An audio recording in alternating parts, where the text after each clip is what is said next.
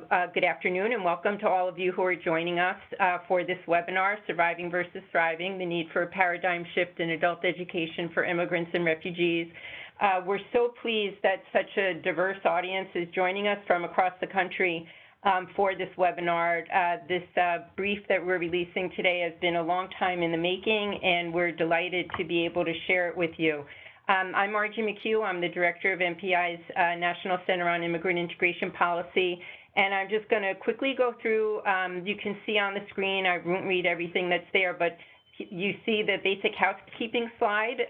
If you've joined us through the webinar platform, please be in, yes, we'll have the slides and audio up on the website. Don't worry about that. You can either email us at events@migrationpolicy.org or call us at 202-266-1929. Both if you have any problems accessing the webinar, or if you want to email us questions for the Q&A period of this. You can also tweet questions to @migrationpolicy or #MPIDiscuss. So that said, I just want to say we have a terrific lineup of people who are going to speak today. Katrina and I are co-authors of the report, so I'll just do a quick setup, and she'll walk through some of the key pieces of it. And then you can see there we have three terrific leaders from pretty diverse fields who are going to join us both for reactions to the brief and then also for what we hope will be a very rich Q&A with questions that you all have sent in during the course of the webinar. So you can see there Katrina Doxey from MPI, Ellison Asher-Weber from World Education, Art Ellison, who is the former Director of Adult Ed for New Hampshire and also was a really close colleague while he was at the National Council of State Directors of Adult Ed, chairing their policy committee, and Charles Kamasaki, Senior Cabinet Advisor for UNIDOS US, formerly National Council of La Raza. I should say, too, that Ellison, Art, and Charles were also members of the expert panel that we brought together to help advise us on the report, so I want to take a moment to thank them and the larger group of researchers and system and program administrators from the adult ed and other associated fields who served on that advisory panel. They gave us such great advice and feedback over the past 9 months or so, and I think Katrina and I would say very sincerely that the time, expertise, and frank conversations that we were able to have with the group helped us not just produce a better brief, but also it's going to help guide the efforts that we'll be taking to implement the model we'll be talking about today over the next 3 to 5 years. So you can see there on the screen, that's just a screenshot of the policy brief. You can see where you can get it on our migrationpolicy.org/integration website. But basically the point of the whole discussion today is to talk about the new English Plus integration model that we make the argument for in this brief, that would a model that would both maintain a central focus on English language acquisition, but also build the critical skills and system knowledge that are important for long-term integration success. So I'm just going to say a few words as background to give a little bit of context for the whole initiative that's resulted in this release today.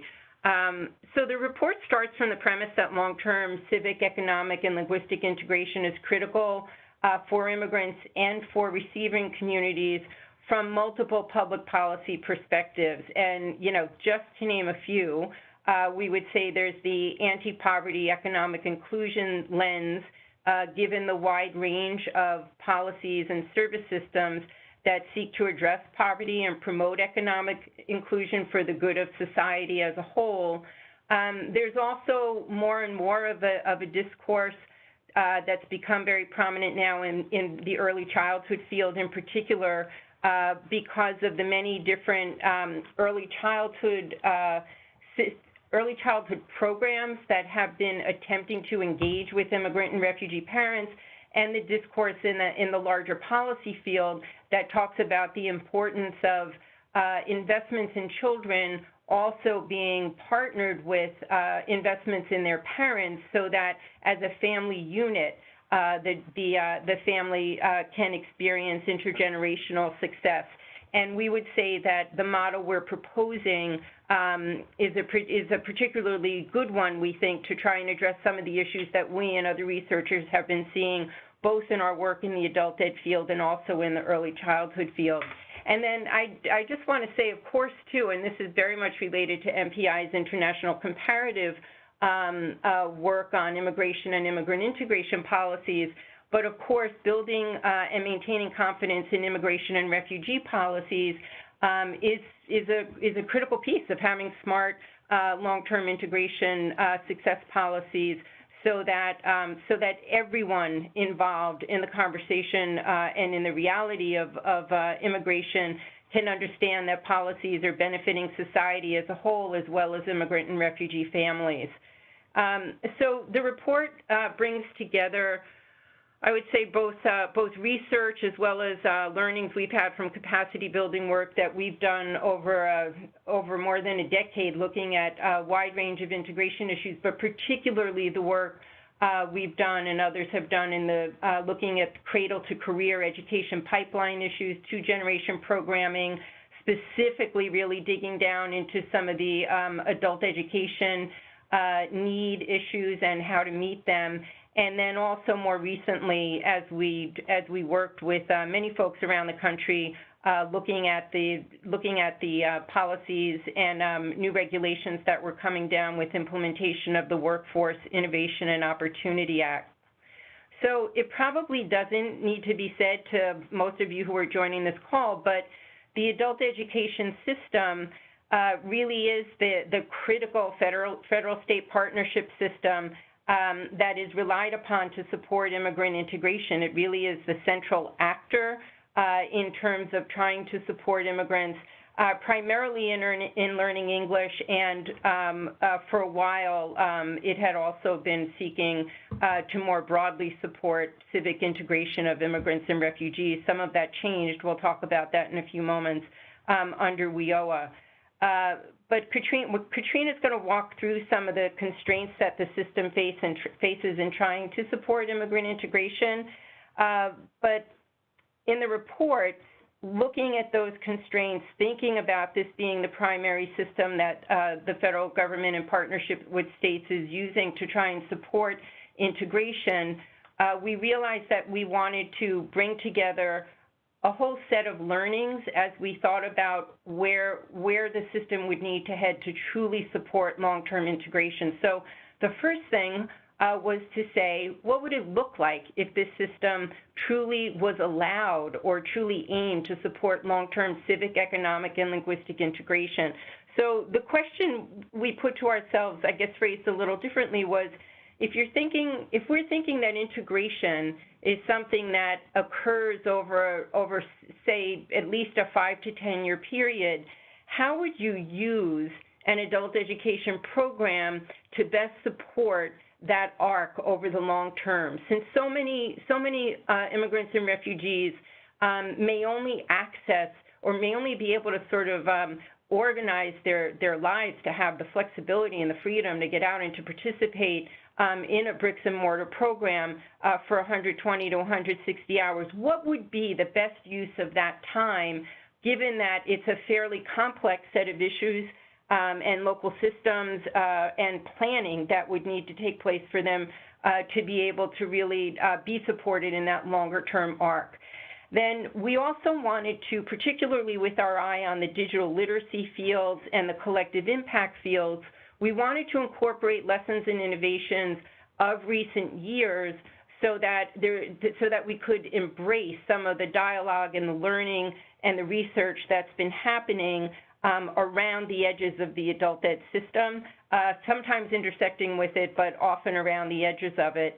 And then we wanted to also make sure that since we and a number of other major policy groups have been involved in conversations around immigration reform over the years, and frequently found ourselves caught off guard by what might be provisions in immigration reform legislation that could touch off a huge new demand for English programs as part of a legalization program, where there might be an eligibility requirement that said that folks needed to do a particular number of hours of seat time, for example. How could we be thinking about a model that could truly realize the promise of that sort of legislation and not just have the demand sort of wash through the system and not make much of a difference for immigrants and refugees, or immigrants themselves, or for the country? So we really try to embrace a lot of the major issues that we felt have been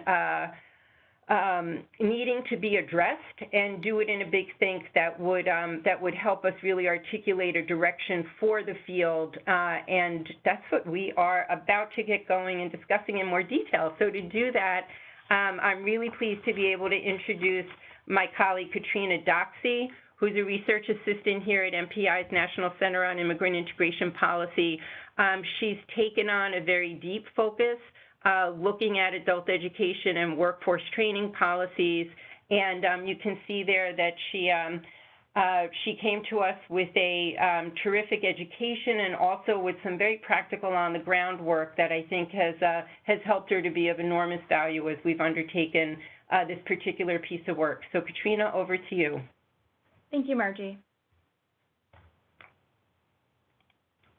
So as Margie mentioned, adult education services have long been relied upon as the primary means of supporting immigrant integration and English language acquisition. But still, despite the importance of civic, economic, and linguistic integration, both for immigrant families and for their receiving communities, it's very difficult to comprehensively support successful integration trajectories under the existing adult education system. Immigrants and refugees need a wide range of knowledge and skills to achieve successful long-term integration. A wide body of research on both theoretical and applied integration frameworks has identified many of these topics, which include civics, legal rights and responsibilities, the U.S. education system, employment, financial literacy, health literacy and the U.S. medical system, housing, technology, and U.S. social customs. Unfortunately, the formal adult education system is not currently designed to prioritize these subjects. Apart from employment and measurable skill gains based on adult ed pre- and post-testing, elements of integration success are not valued as program outcomes. Furthermore, both English proficiency and a high school diploma or equivalent are very important factors for ensuring career progression and economic stability for families. However, to achieve these through adult education programming, most learners would need to progress through a long series of English and adult basic education classes that can take hundreds of hours over many years. Many immigrant and refugee adult learners face barriers to long-term program attendance and cannot remain in formal courses through such a long sequence. Some of these common barriers may include long or unpredictable work schedules, family obligations, including childcare, and limited transportation options. Because many immigrant adult learners can only attend formal programming for a limited period of time, it's important to provide them with the skills such as digital literacy that will promote lifelong learning after program exit. Like other key integration skills, however, digital literacy is not explicitly valued as a program outcome in adult ed, despite extensive literature demonstrating its importance. Finally, the adult education system as a whole is underfunded and operates with extremely limited capacity. Across all its programs, the system meets less than 4% of total need for services each year. Since the passage of the Workforce Innovation and Opportunity Act, also known as WIOA, in 2014, it has become even more difficult to equitably serve immigrant and adult learners in adult ed programming. WIOA took the mandatory performance measures that had previously only been used for workforce programs and applied them to adult education programs as well. These 6 performance measures focus primarily on employment-related outcomes, which disincentivize programs from serving learners with other than employment goals. As we note in the new brief, WIOA's emphasis on employment can support economic integration, but does not fully extend to the broader range of integration needs that draw many immigrants and refugees to adult ed classes. The individuals excluded through this crowding out effect can include parents of young children who are seeking family literacy programs, the elderly, and learners seeking citizenship preparation. WIOA's new performance measures make these groups some of the riskiest individuals to serve, since they are unlikely to meet most of the mandatory measures. This challenge will persist no matter how effective or how high quality a program is, or how exemplary an individual student's skill gains may be. These new performance measures may also create a creaming effect, whereby programs have an incentive to serve learners at higher levels who are able to more quickly satisfy the required outcomes. This could exclude less able or less prepared learners.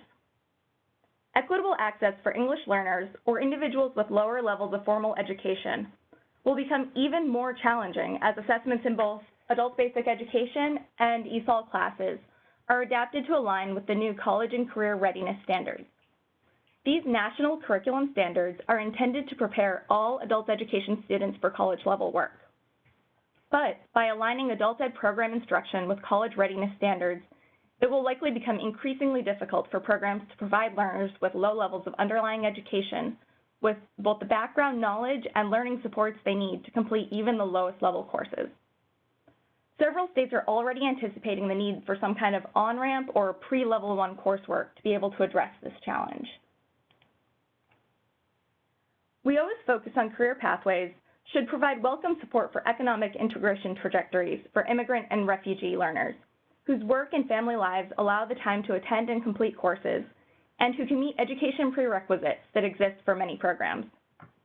However, it's important for additional programming to exist that can assist immigrants and refugees in gaining the information and skills that will support their longer-term integration trajectories.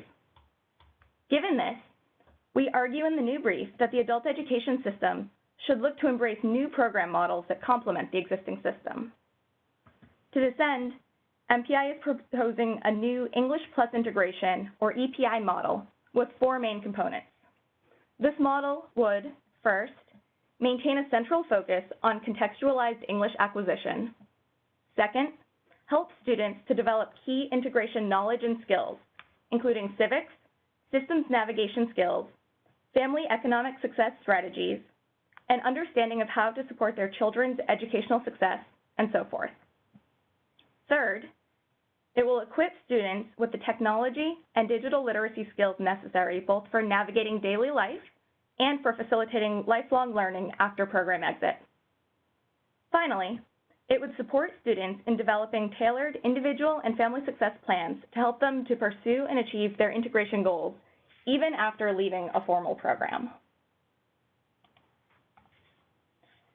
Individual states that have both a strong investment in adult education programming and a commitment to supporting immigrant integration have the opportunity to invest in piloting an EPI model.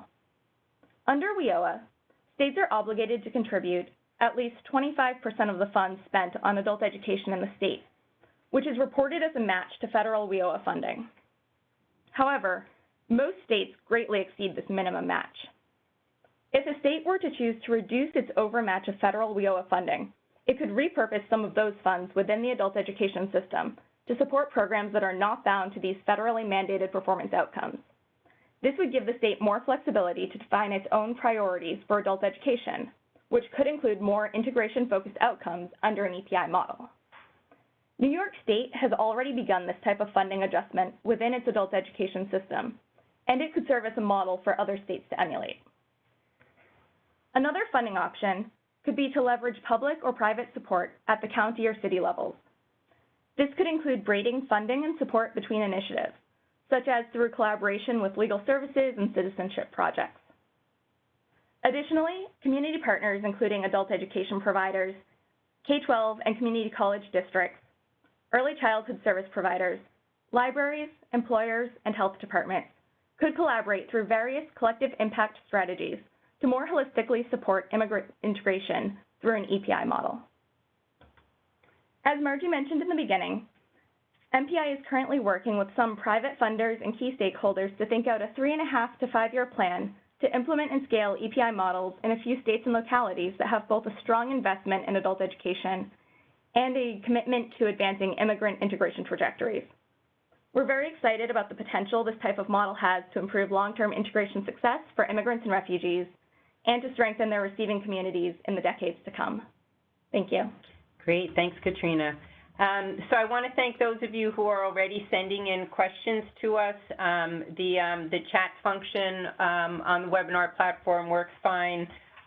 So does Q&A. It looks like some are coming in through there. And then, as I said earlier, you can also send questions to events@migrationpolicy.org. So please send them in as you think of them, because it's more helpful than for coordinating the conversation afterwards. So we're delighted to have Allison Asher-Weber, who's going to give us some remarks now. As you can see there on the screen, she's the Director of Strategic Initiatives for the EdTech Center at World Ed, which is known to many of you as a World Ed, a leader in the adult ed field, based in Massachusetts. And Allison, I feel like your title should include Chief Evangelist for all of the work and energy she brings to helping programs across the country think about how to leverage technology to, as you can see, they're both thinking about increasing both the reach and the outcomes of education, workforce, and community development initiatives. And so, given the intersection of a lot of these issues related to the use of tech, we were very thankful and eager to have Allison be involved as she has been. But we thought in bringing her onto the webinar that it would just be helpful to have her talk a little more about how EPI might fit with current thinking among those who are concerned with more effectively leveraging technology, and just talk a little bit about that area of crossover between all the work that's happening in that field and the intersection with these questions around immigrant integration.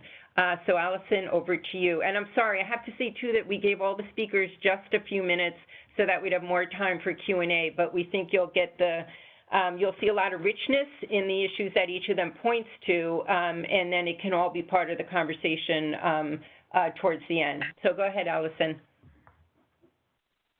Great. Thank you, Margie and Katrina. I just first want to say what an honor it is to be invited to participate on the panel and in the advising on the paper, and just thank you all at the Migration Policy Institute for just being such champions of adult education and its important role in immigrant integration. So thank you. In reflecting on the EPI model, I'm very excited about it and I'll go through 5 main reasons, although there's 10 more I'd love to share someday. But the first is that it's holistic and life-wide and addresses all the varied needs for language, for integration of immigrants, and isn't limiting it. And it's not limiting who we're trying to serve. You spoke about making sure we don't cream and leave out those most vulnerable and most in need of services due to creaming and more limited funding models. Second, it's learner-centered. I think that always leads to higher outcomes. Third, it's thinking about lifelong learning skills, equipping people for the future of work, what they'll need just to even be citizens in this country in a digital world. And scale. You're thinking about the 96% of lower skilled adults in this country our current adult education system is unable to serve, and you're thinking about how technology can help reach that need. And fifth, you're thinking about braiding different kinds of funding to allow for innovative solutions. So, all those things excite me. I chose a few things to speak about more detailed. One is just the role of digital literacy. If you take one of the immigrant integration models, and there's others out there, my colleagues have, worked on the networks for integrating new immigrants, and there's other models. But the Allies model, I come out of the edge of Silicon Valley, and their model, if you look at English proficiency, first language acquisition, providing for children and family, economic, all of these topic areas of work involve digital literacy nowadays. So I just think that how you recognize how critical it is, and on all of these pieces involve opportunities to use English and the need for English. And the more learner-centered we are in our approaches to find out with individuals where they need in their lives where they need help with these individual issues will aid with motivation in outcomes for adult education and especially around language acquisition.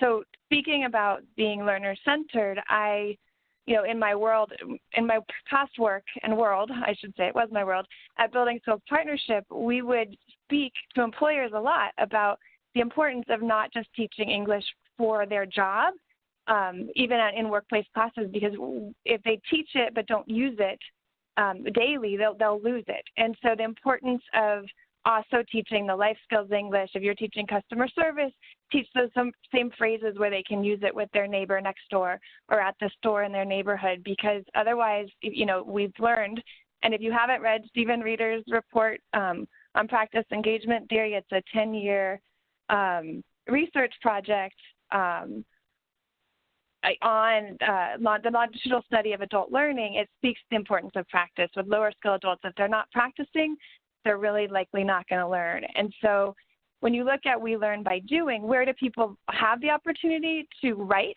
English in their lives? It's most likely texting. It's on a cell phone. That's who they're texting in English, like whether it's the person whose house they clean, whether it's the coach of their kid's soccer team, or if you're thinking about reading, that most likely they could have the opportunity to read in English on the internet.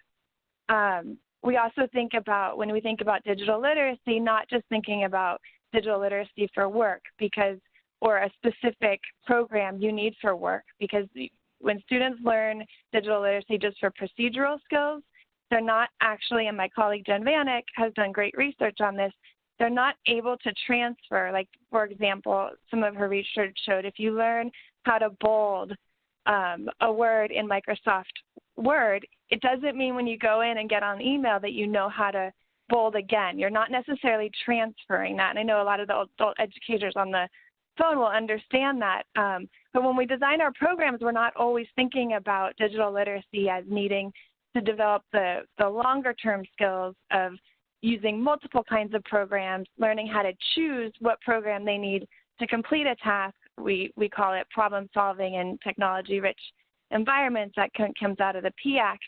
But make sure, if you're not familiar with these terms, to get familiar, because these are all important for teaching, future of work, and I'll call it future of society skills. And this involves, developing the skills for lifelong learning and really teaching yourself how to learn. And I would add to that, I really like the component in your paper. It features the importance of coaching and helping adults identify specific tasks they want to accomplish and goals in their lives, almost a life plan. And I think all of that is so critical to becoming a lifelong learner and even a lifelong member of society.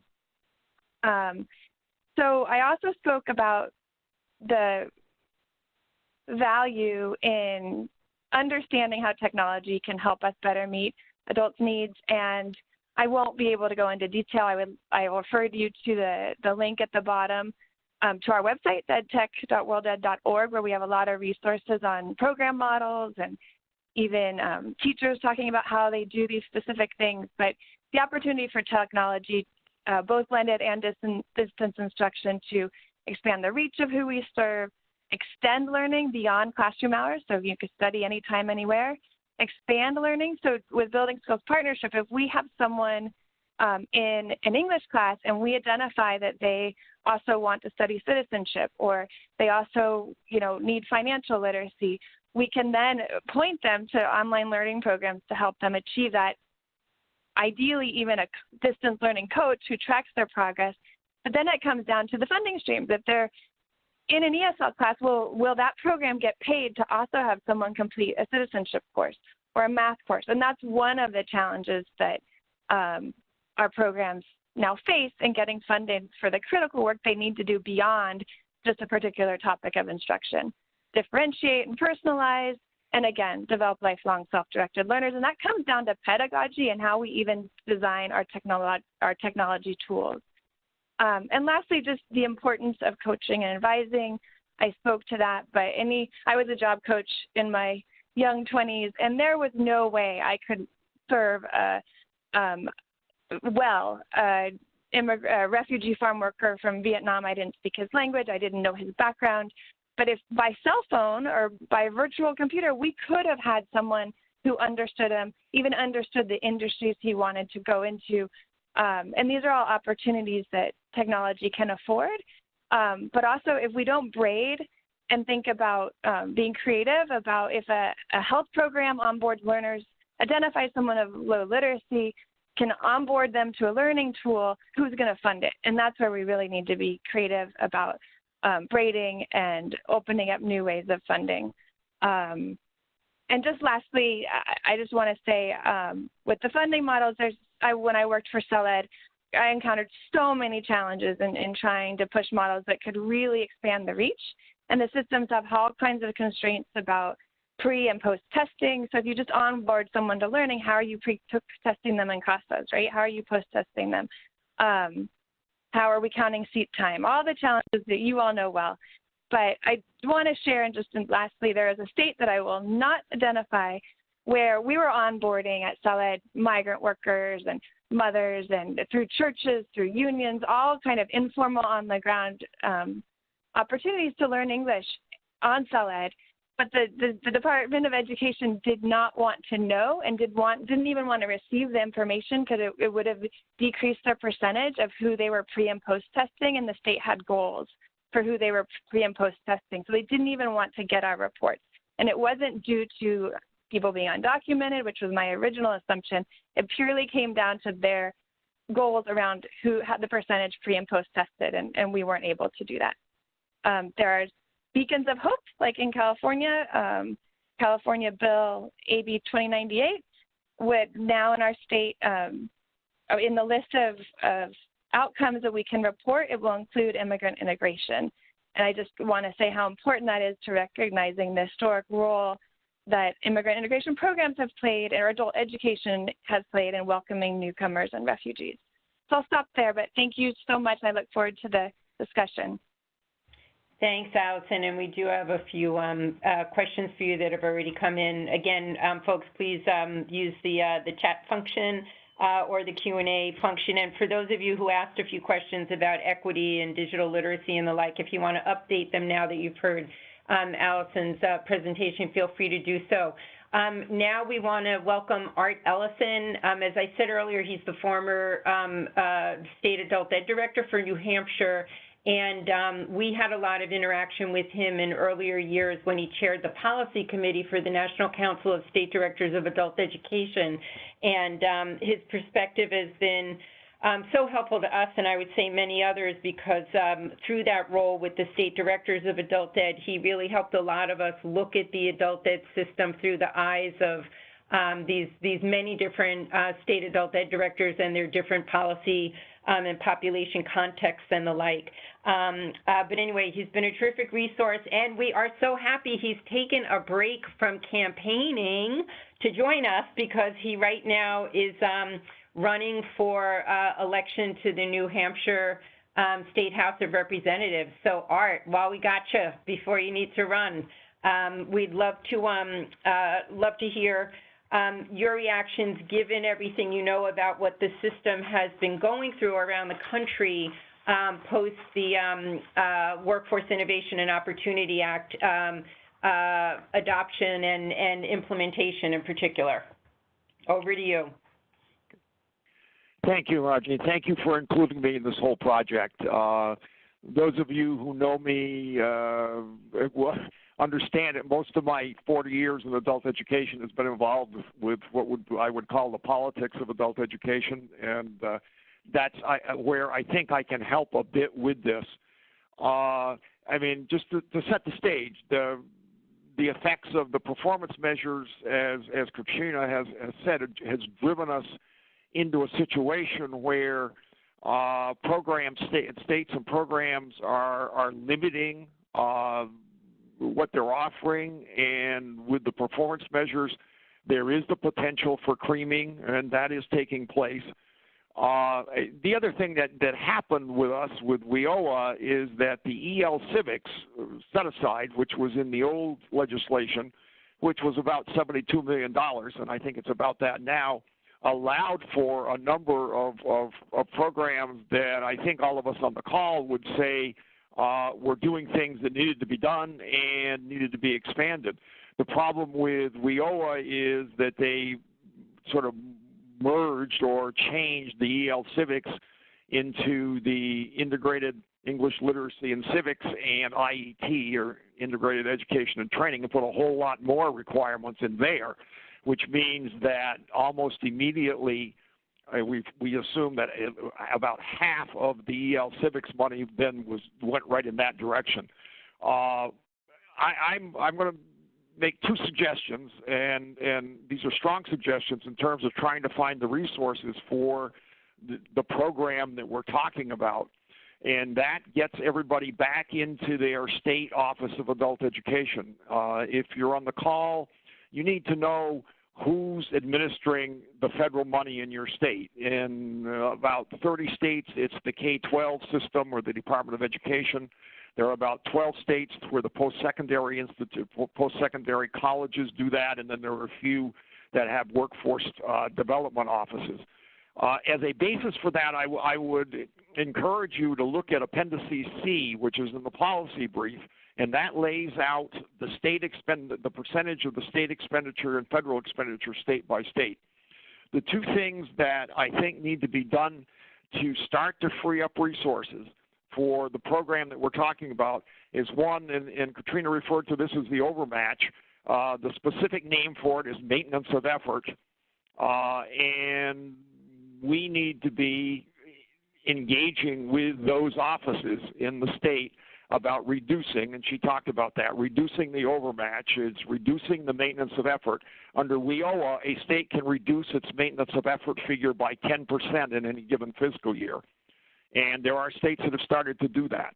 We've done a little of that in New Hampshire. New York is the best. They're just chopping out 10% of their maintenance of effort every year, which then frees up that money, and in New York it's a lot of money, to be used in a way that makes more sense, and it gets them out of, from under the restrictions of WIOA.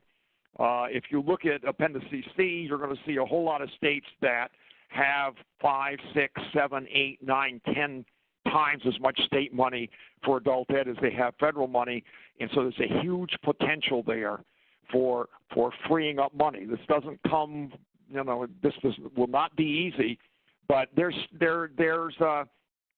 are discussions going on in some states about doing this, and some states have started to do that. The other thing I would share with you is in many states there's a tension between the adult ed office and the other WIOA partners who are very definitely employment related, and we go back and forth. They go back and forth on that. So I think many state directors feel that their hands are somewhat tied with the new legislation, but there are options in there, and I think as a field we have to be raising the option, and the one is it's very specific reduction of the maintenance of effort in the state. The second one would be any new state money that comes up, and states are adding funds for adult education, should not be included in the match or the maintenance of effort for the feds, because if you do that, then you're starting to get into having the federal requirements coming in even under new state money. And so the two issues here: one, reducing the maintenance of effort, and two, making sure that new state money is used in a way that you think it should be used as opposed to a way in which the feds think it should be used. In terms of just the college and career readiness standards, that drives us again into a situation where low-level students will not be served, will be pushed into a pipeline where they won't be successful. So I would just come back to the fact that we all need to be politically active. And that means understanding who the people are in each state who have influence over how the state money is spent for adult education and have influence over how the federal money is spent for adult education. And then we start campaigns to engage with those people and free up one way or another the resources that are needed for this. I'll stop at this point, and if there are any questions later on, I'll try to answer those. Great. Great, Art. Thank you so much.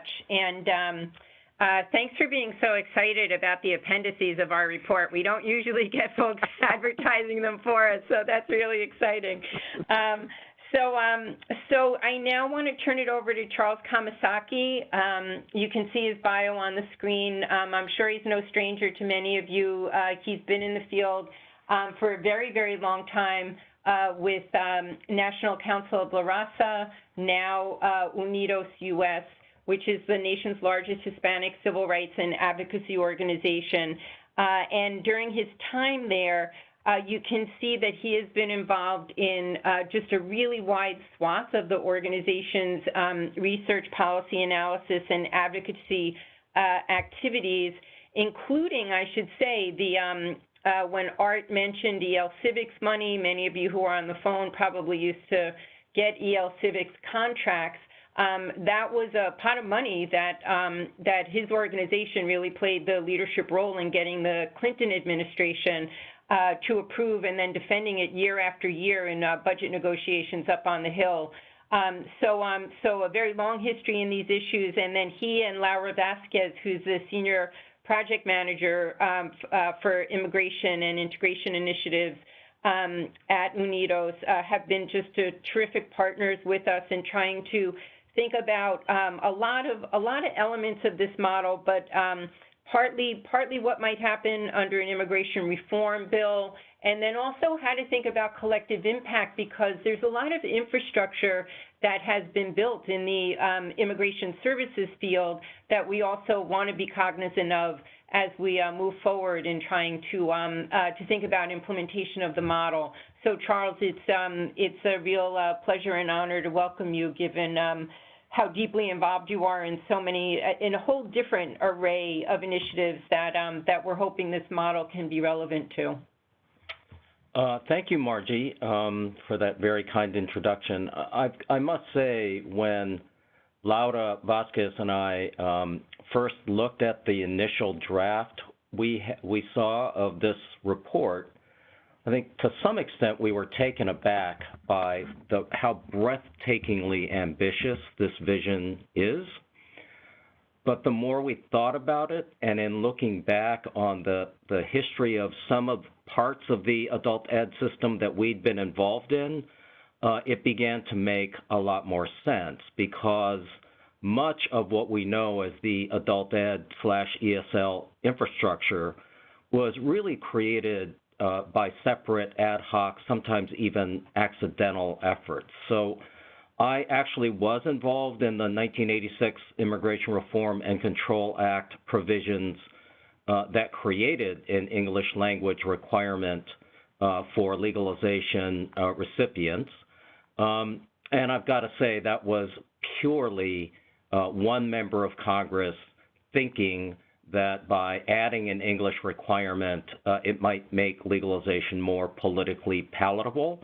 And that set off a whole chain of events involving that bill's funding mechanisms, and then, as Margie noted, trying to build up an infrastructure, really stand up an infrastructure to serve what I think were ultimately about 2 million 2 million people who needed to go through ESL courses that had not been previously. The second example is the EL Civics program that Margie mentioned. Just very briefly, I've talked about this on previous MPI webinars before, but it was really the convergence of Latino advocacy pressure on the Clinton administration for its record on Hispanic education issues, combined with the fact that then Vice President Gore wanted to make something called the Hispanic Education Action Plan one of the major elements of his future presidential campaign. Those combined to produce what was then, I think, about a $60 million set aside for EL Civics. And over time it grew, I think, maybe as high as 75, and as Art noted, it's about 70 million currently. Again, that was purely accidental. It was not done in the context of any overarching vision. And then finally, many of us have been involved in state-local programs, whether it might be the citizenship programs that Margie, in a different incarnation, was really a pioneer at creating at the state-local level, or even some of the more recent legal services programs like the one in D.C.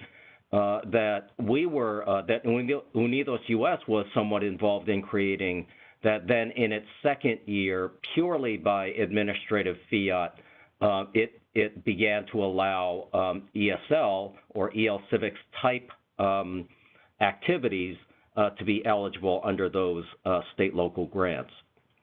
So in reflecting on that history of ad hoc, inconsistent, sporadic, often even accidental portions of the ESL infrastructure, it seems to me that it makes a lot of sense to have a long-term, coherent, very ambitious vision for what we as advocates want.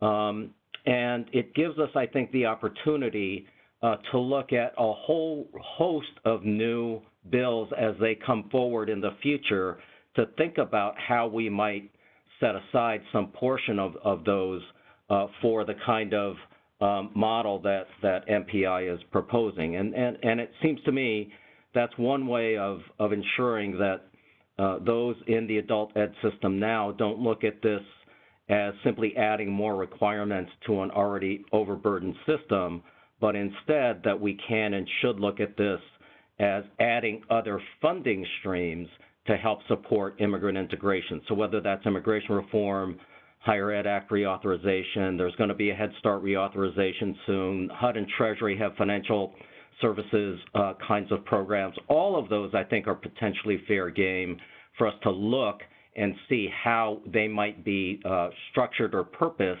in order to advance immigrant integration. Excellent.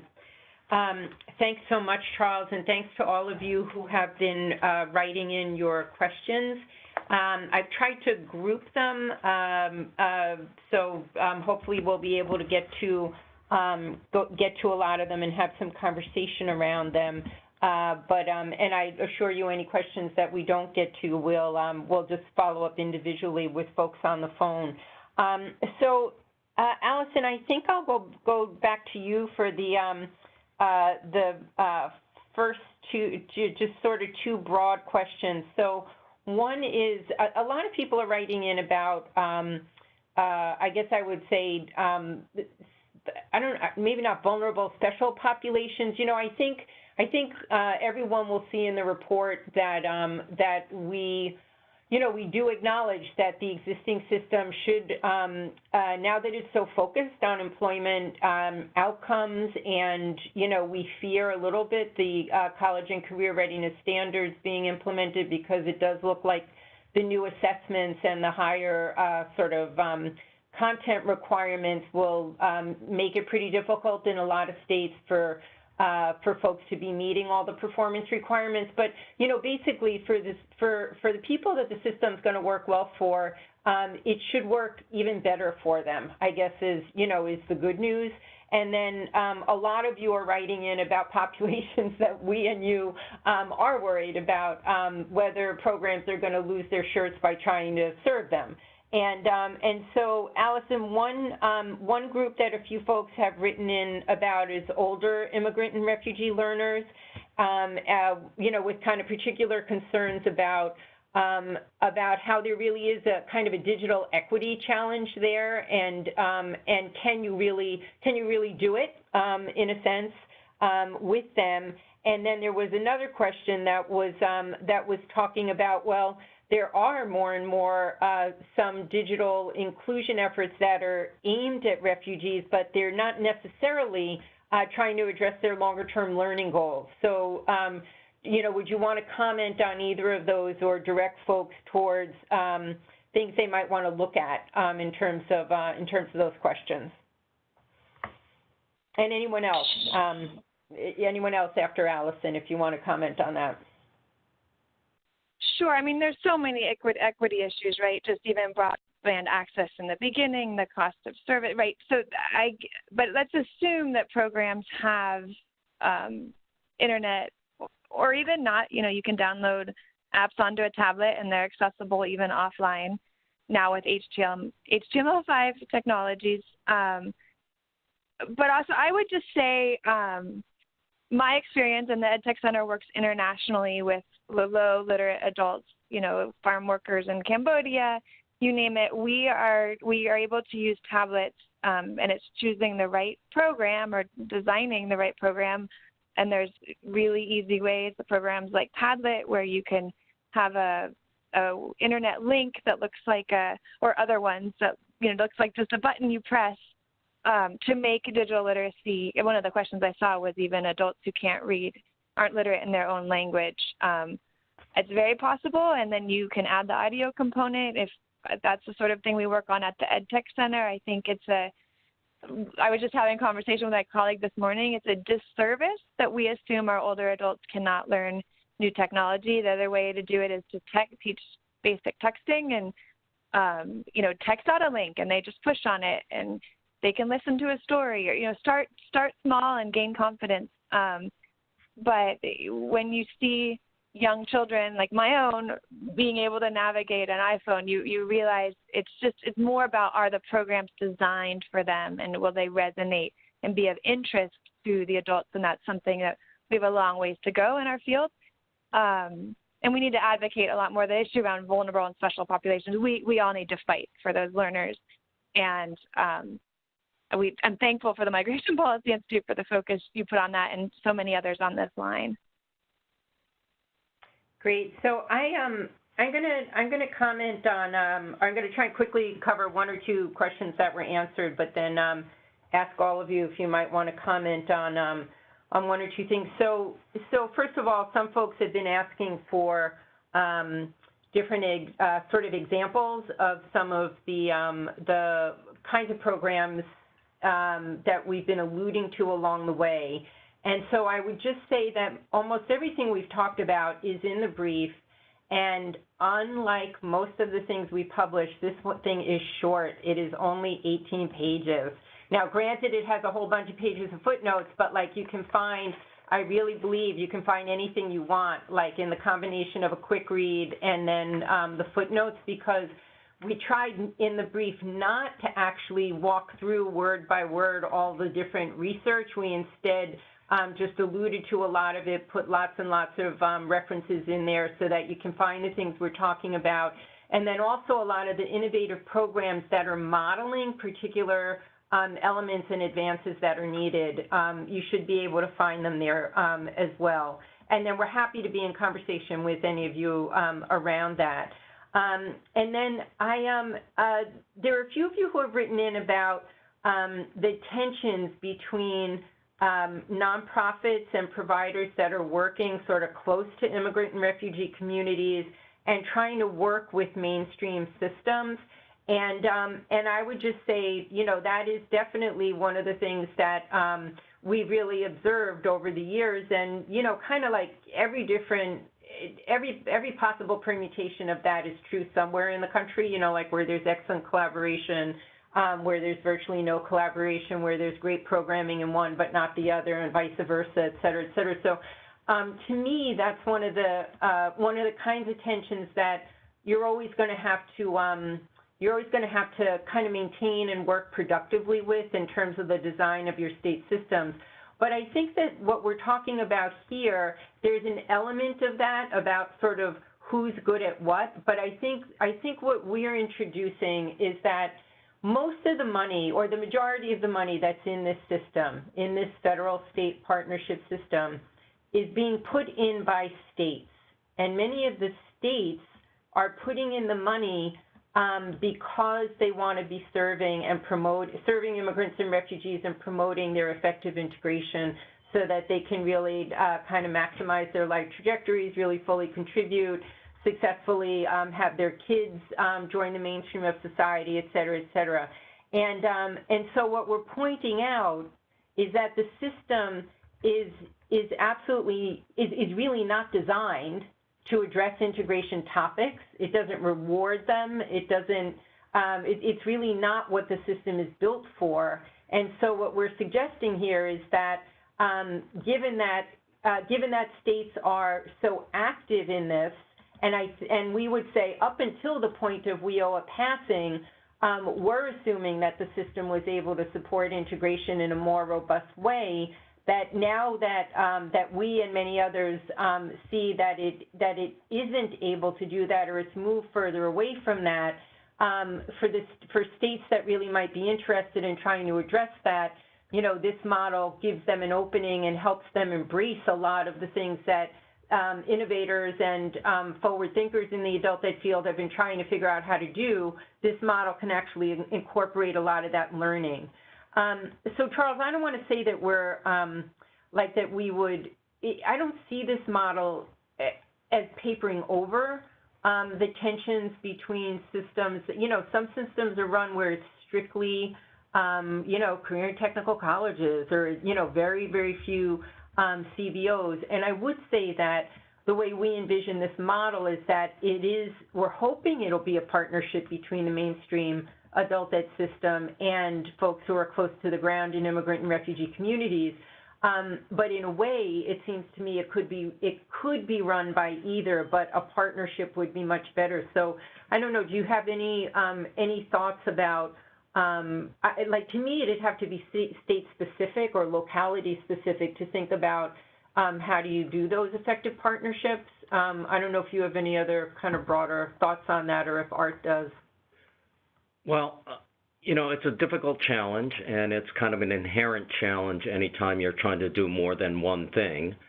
I guess I would say two things, that there might be a couple of trends, that could help in that regard. So one is at the very end of the Obama administration, there was a task force created to focus on immigrant integration. It was cross agencies. It did an initial report and had just really begun to start looking at some of these broad coordination issues. And I'd like to think that if that had been active, when, say now, as WIOA was being implemented and as the challenges are arising with respect to the EL Civics program, that might have been a vehicle to help resolve those issues. I think at the state-local level, you have much the same thing. So increasingly, not just states, but localities have offices of New Americans or someone in charge of, if not overseeing and implementing, at least trying to facilitate connections among these various programs. And I think while neither, coordination is not necessarily a guarantee that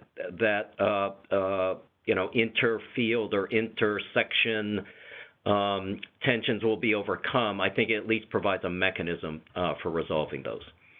Great. Art, do you have any thoughts on that or comments? Only that what happens at the local level around all of the adult education issues is that there are a variety of providers and a variety of organizations, and those that are successful by going into the state level and getting resources are those that do this together. And there's some very difficult discussions that have to take place before people join a coalition and say, okay, we're all on the same page and we need to go forward. But those discussions have to take place. Great. So, I might add specifically about that too, that another sort of piece of this project was working in 6 states to create broad stakeholder tables, looking at how well state and local systems in those 6 states were meeting the needs of immigrant and refugee adult learners, and sort of thinking about what are some of the priority issues that those groups might want to take on, and how to build capacity in immigrant and refugee communities around adult education policy issues. So just to say that's I think there's some good learnings that have come out of that part of this work. A number of you have been writing in asking about what the plans are for trying to move forward with piloting and implementing the model. So I'll just say that we are working with a good number of private funders. We did an earlier briefing for funders nationally around the model, and are planning briefings in some states. I would say that right now the states that we are looking over the next 6 to 9 months to have broader conversations around implementation of the model are California, Colorado, Florida, Massachusetts, Minnesota, New York, and Washington State. And I know that someone wrote in about Texas, and Unidos US has a big interest in Texas. So, you know, we'll make sure to get back to all of you who are on the phone. But then I want to say, too, that we're not thinking of it strictly as a state-level initiative. In a number of places, we think that there is the kind of the political will and the resources to think about it in that way.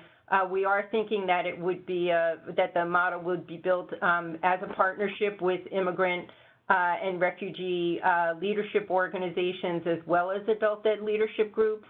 But then also there are a number of very interesting opportunities that are on the radar screen in terms of trying to work with city or other local initiatives, because we've done a lot in our other work, and also Ellison mentioned the NINA project, which had been run by the Office of Career and Technical Ed at the U.S. Department of Ed. But the idea that adult ed should be at the center of a collective impact model for integration more broadly is one that we think really has some real power, and that, you know, that it really is, I don't want to say obvious, but, you know, that it really has some value.